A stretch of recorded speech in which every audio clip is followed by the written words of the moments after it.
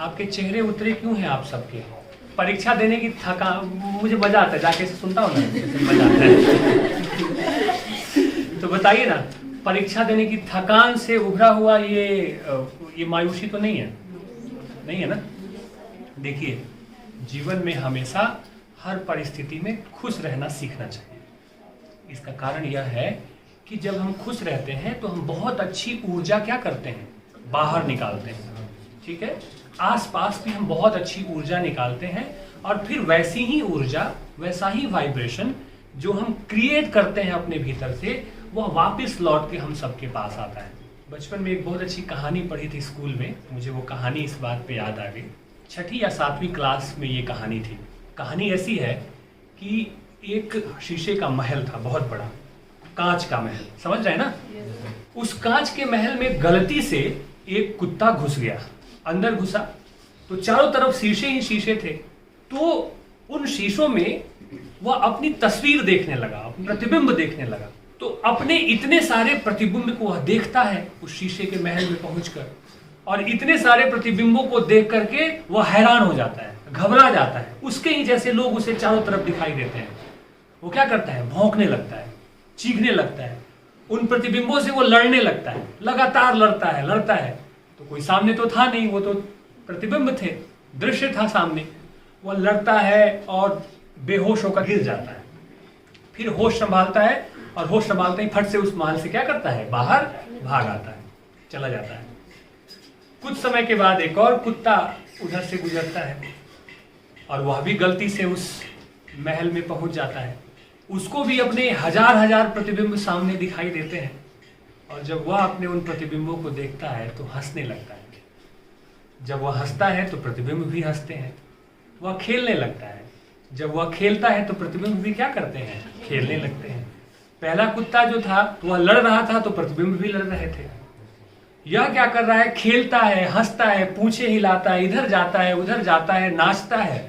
वह जैसे जैसे कर रहा है, प्रतिबिंब भी वैसे वैसे करते हुए क्या कर रहे हैं, दिखाई दे रहे हैं। वह बहुत खुश होता है, बहुत प्रसन्न होता है, और प्रसन्नता के साथ उस कांच के महल से निकल जाता है।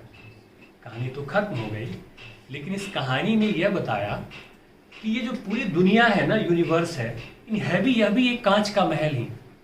हम जैसी एनर्जी, जैसी ऊर्जा प्रवाहित करेंगे, वैसी ही ऊर्जा वापस हमें लौट करके क्या होती है, मिलती है।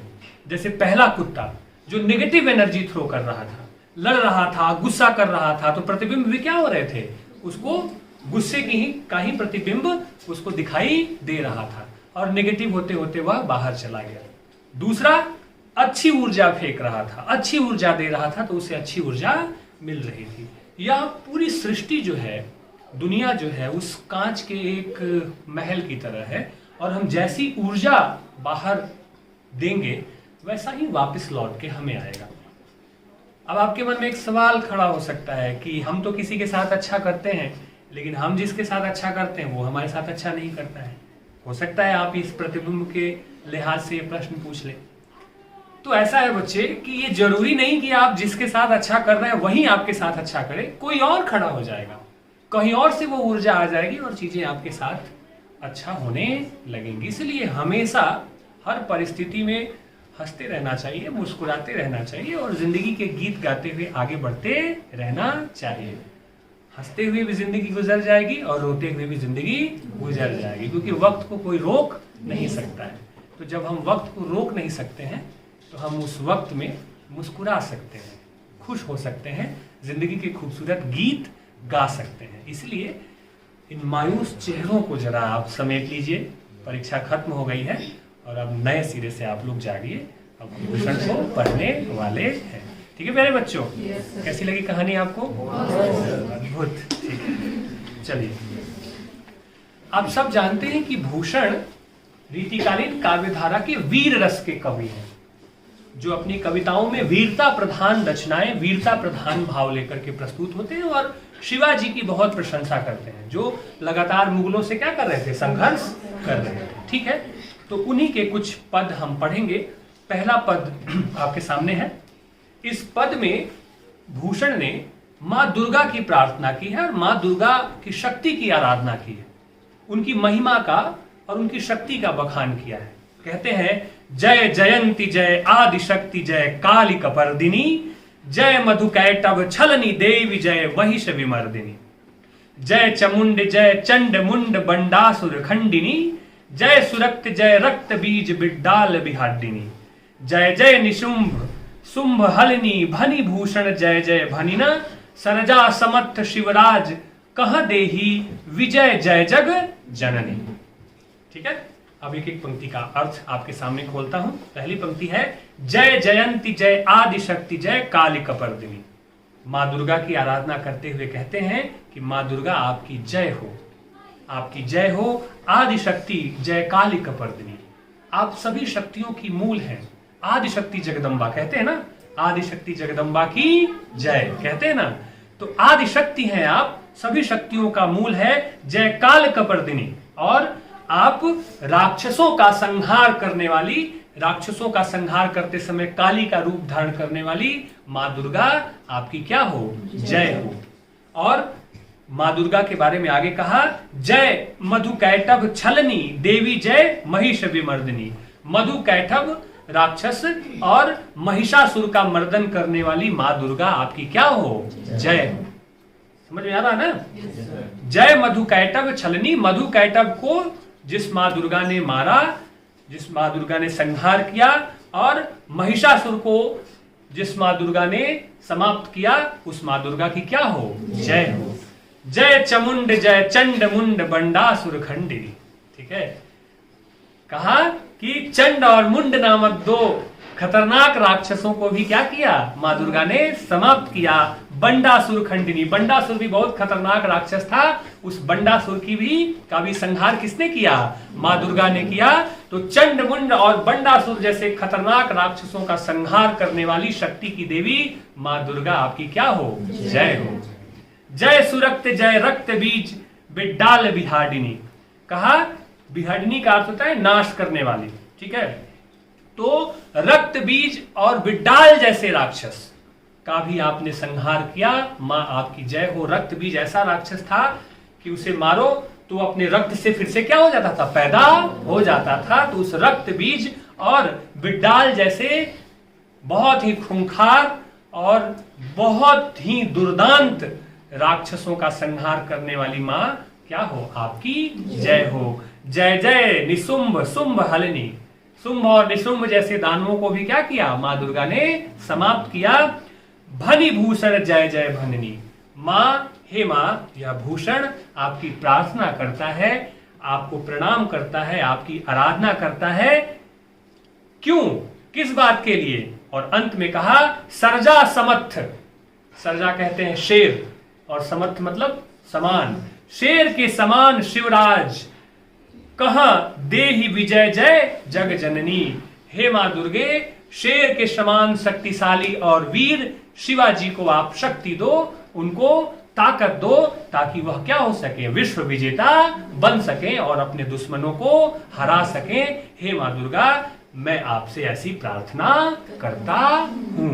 यानी कि मां दुर्गा के गुणों का, उनकी शक्तियों का बखान करते हुए भूषण अंत में प्रार्थना करते हैं कि हे शक्ति की देवी, आप शिवाजी को ऐसी शक्ति दो, ऐसी ताकत दो, ताकि शेर के समान वीर शिवाजी पूरी दुनिया में अपने विजय का पताका क्या कर सके, फहरा सके। ठीक है प्यारे बच्चों, आ गया समझ में?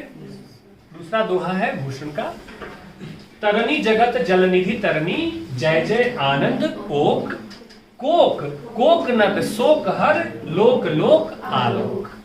इस दोहा में भूषण ने भगवान सूर्य की प्रशंसा की है, भगवान सूर्य की आराधना की है।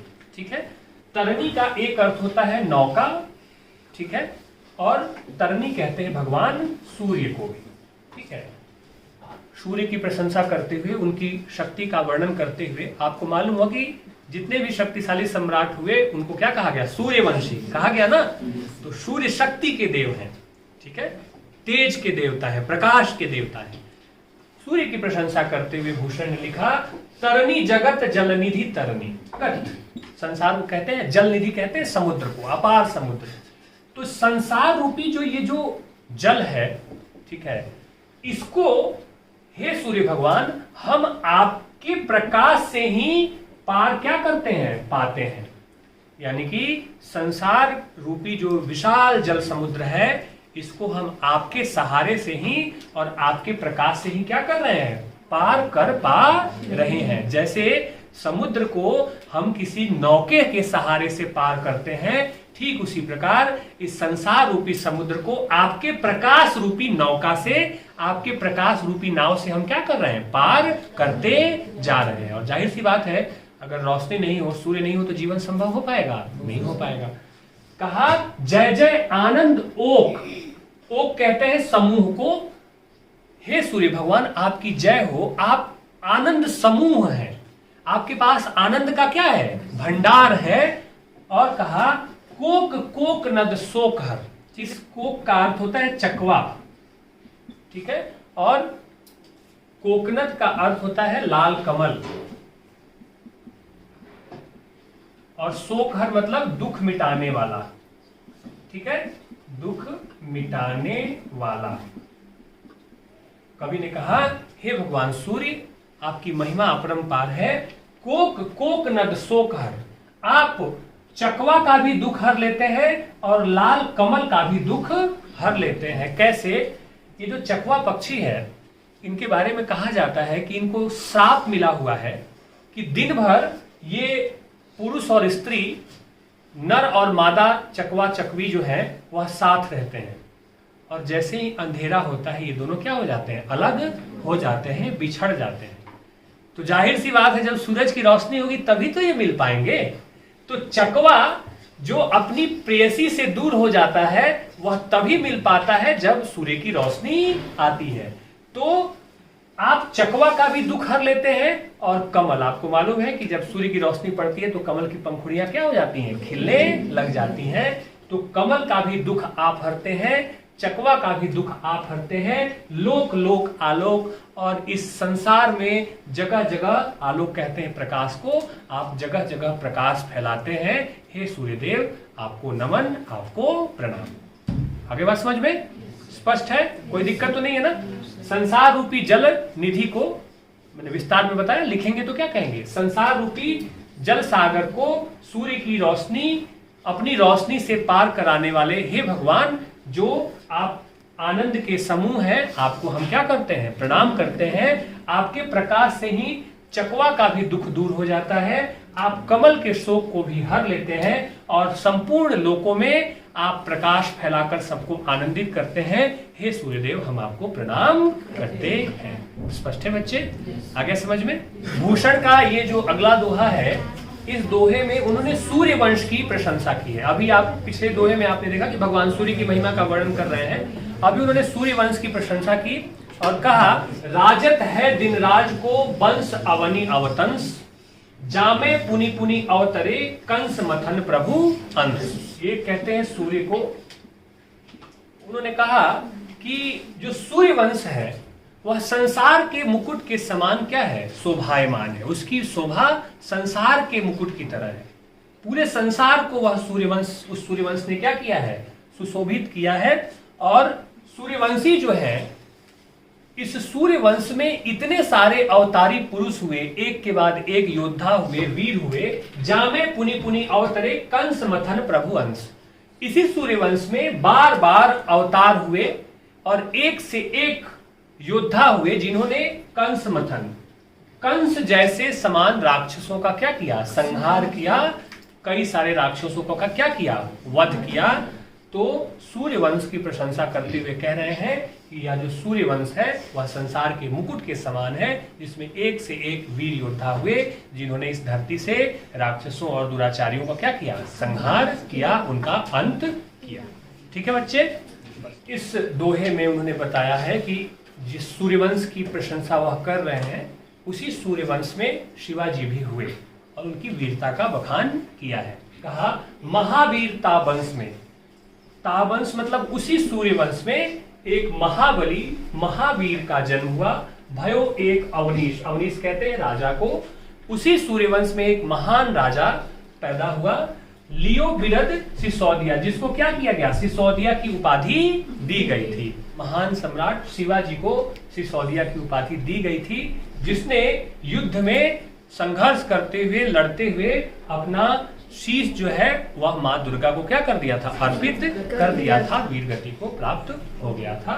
उसका वर्णन इसमें किया है। ठीक है बच्चे, अगला दोहा है, और इस दोहे में उसी कुल में पैदा होने वाले जो महावीर लोग हुए उनमें से एक जो मालाजी भोंसले हुए उनका जिक्र किया है, और कहा ताकुल में निप्रविद सब उपजे बखत बुलंद, कि उसी कुल में एक से एक वीर और एक से एक बुलंद योद्धा हुए, एक से एक यशस्वी योद्धा हुए।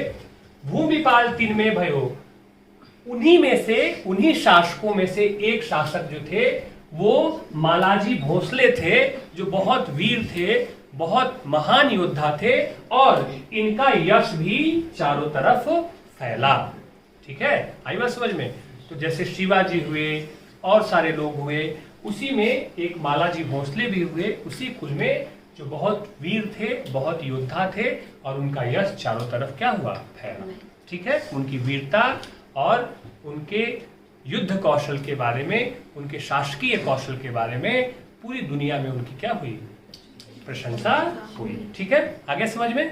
बस अगला दोहा है, सदा दान किरवान में जाके आनन अम्बु, साही निजाम सखा भयो दुग्ध देवगिरी खम्बु। इस दोहे में शिवाजी की प्रशंसा की है, उनकी वीरता और दानशीलता की प्रशंसा की है, और यह बताया है कि शिवाजी का कितना बड़ा प्रभाव था कि उनसे मित्रता करने के लिए लोग बड़ी से बड़ी संपत्ति उन्हें दे देते थे। कहा सदा दान किरवान में, ठीक है, सदा दान किरवान में जाके आनंद अम्बु, आनंद कहते हैं मुखड़ा को और अम्बु कहते हैं चमक को, प्रकाश को।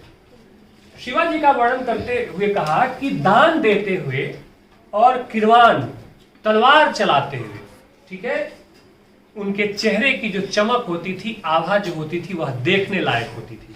यानी कि वह अत्यंत दानवीर थे और बहुत बड़े महान योद्धा भी थे, और युद्ध लड़ते हुए और दान करते हुए उनके चेहरे की चमक देखने लायक होती थी। कहा शाही निजाम सखा भयो, हैदराबाद के निजाम सखा हुए, मित्रता करने के लिए शिवाजी को दुग्ग देवगिरी खम्बू, अपना एक बहुत ही सुंदर किला उपहार स्वरूप क्या किया, भेंट किया। यानी कि इतने प्रतापी थे, इतना प्रभावशाली व्यक्तित्व था कि लोग उनसे मित्रता करने के लिए बड़े बड़े उपहार देते थे, जैसे कि हैदराबाद के निजाम ने दिया। आगे बात समझ में।